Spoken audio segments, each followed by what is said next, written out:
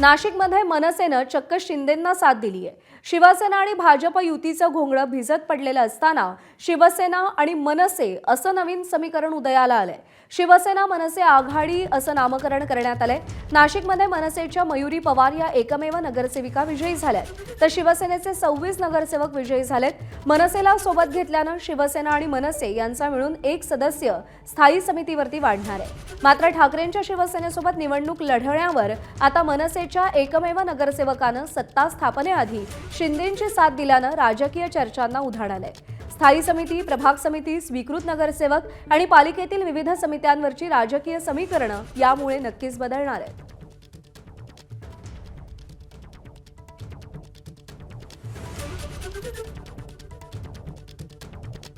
मुकुल कुलकर्णी आपले प्रतिनिधी आणि वेदांत नेब हे दोघेही सध्या आपल्यासोबत आहेत। आपण सुरुवातीला मुकुलकडे जाऊयात। मुकुल, मनसे आणि शिवसेना सोबत आल्यानं महापालिकेतली समीकरणं नेमकी कशी बदलणार आहेत आणि इथे सुद्धा स्थानिक पातळीवरचा हा निर्णय आहे असाच मुलामा मनसेकडून दिला जाणार आहे का?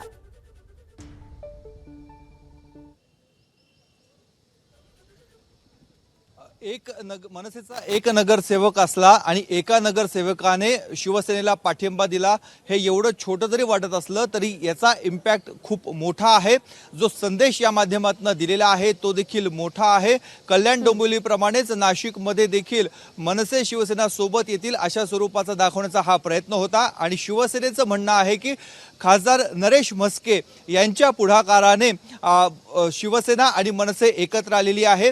सध्या नाशिकमध्ये काल म्हणजे अगदी थोड्या वेळापर्यंत भाजप आणि शिवसेनेची युती होणार का, शिवसेनेला उपमहापौर पद मिळणार का याबाबत साशंकता होती।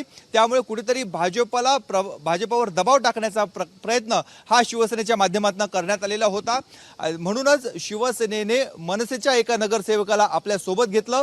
शिवसेनेचे 26 नगरसेवक होते आणि हा जर तौलनिक आकडा बघितला तर स्थायी समितीवर शिवसेनेचे हे 3च नगरसेवक जाऊ शकत होते आणि भाजपचे 10 नगरसेवक जाणार होते। मात्र आता मनसेचा एक नगरसेवक शिवसेनेने आपल्या सोबत घेतलेला आहे। त्यामुळे शिवसेना आणि मनसे यांच्या स्थायी समितीच्या सदस्यांची संख्या 1 ने वाढलेली आहे। तिथे 4 नगरसेवक शिवसेना आणि मनसेचे मिळून स्थायी समितीवर जातील, तर दुसरीकडे भारतीय जनता पक्षाचे 10 नगरसेवक जाणार होते, तर भाजपला हा फटका बसलेला आहे। भाजपचे 9 नगरसेवक आता स्थायी समितीवर जातील। परंतु हे कालपर्यंतचं चित्र असं होतं। आता सध्या परिस्थिती अशी आहे, भारतीय जनता पक्षाने शिवसेनेला सोबत घेतलेला आहे, शिवसेनेला उपमहापौर पद देखील दिलेले आहे। त्यामुळे शिवसेना, मनसे, अजित पवारांची राष्ट्रवादी काँग्रेस आणि भाजप असे सर्वच प्रमुख पक्ष नाशिक महानगरपालिकेच्या सत्तेमध्ये सहभागी होतील आणि विरोधी बाकावर कोण असेल तर ते ठाकरे आणि त्याच ठाकरेंची शिवसेना आणि काँग्रेस। ठाकरेंच्या शिवसेनेचे 15 नगरसेवक आणि काँग्रेसचे 3 नगरसेवक असे एकूण 15 नगरसेवक हे विरोधी बाकावर असतील। एकमेव अपक्ष उमेदवार होता मुकेश शहाणे, त्यांनी देखील राष्ट्रवादी काँग्रेसला पाठिंबा दिलेला आहे। त्यामुळे ते देखील सत्ताधारी पक्षाच्या बाकांवरच दिसतील। मुकुल, धन्यवाद दिलेल्या माहितीसाठी। आणि यानंतर जाऊयात वेदांत नेब सध्या आपल्यासोबत आहेत। वेदांत, कल्याण डोंबिवलीनंतर आता नाशिकमध्ये सुद्धा मनसे शिवसेना एकत्र येताना दिसत आहेत। लवचिक राजकारण, पण ते किती लवचिक असावं हा सुद्धा प्रश्न उपस्थित होतो, कारण का ठाकरे बंधू एकत्र निवडणुका लढले आणि त्यानंतर आता वेगवेगळ्या पातळीवरती वेगवेगळ्या युत्या आघाड्या होताना आपण पाहतोय आणि याचाच परिणाम मुंबईत कितपत होऊ शकतो?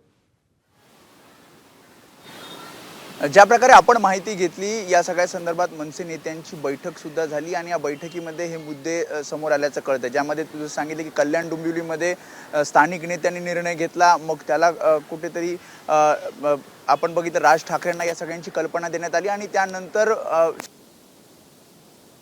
सत्तेत मनसे गेली। अगदी तोच पॅटर्न आपल्याला नाशिकमध्ये, जरी एक नगरसेवक असला तरी तोच पॅटर्न आपल्याला नाशिकमध्ये पाहायला मिळतोय।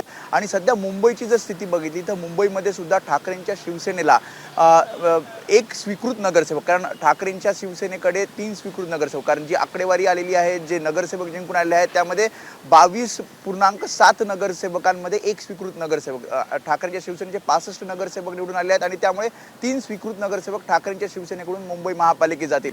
आता मनसेने सुद्धा या सगळ्यामध्ये एक आग्रही भूमिका घेतली आहे की 3 पैकी 1 स्वीकृत नगरसेवक हा ठाकरेंच्या शिवसेनेने मनसेला द्यावा, अन्यथा इतर प्रस्तावावर सुद्धा विचार करावा असं काही मत मनसेच्या नेत्यांनी बैठकीत मांडल्याचं कळते. त्यामुळे यावर कुठला अंतिम निर्णय झालेला नाही. याआधी सुद्धा आपण भाजपसोबत जाणार का यावर राज ठाकरेंनी खंडन केलं होतं. मात्र अशा प्रकारची चर्चा सुरू आहे आणि त्यामुळे जो पॅटर्न आपल्याला कल्याण डोंबिवलीमध्ये पाहायला मिळाला, नाशिकमध्ये पाहायला मिळाला आणि जर मुंबई महापालिकेमध्ये जर आपल्याला पदं मिळत नसतील किंवा मग जी काही मागणी आहे एक स्वीकृत नगरसेवकाची ती जर मनसेला मान्य झाली नाही म्हणजे किंवा ठाकरेंच्या शिवसेनेने ती मान्य केली नाही तर मनसे काही वेगळी भूमिका घेणार का याकडे सुद्धा लक्ष ठेवावं लागेल. एबीपी माझा, उघडा डोळे बघा नीट.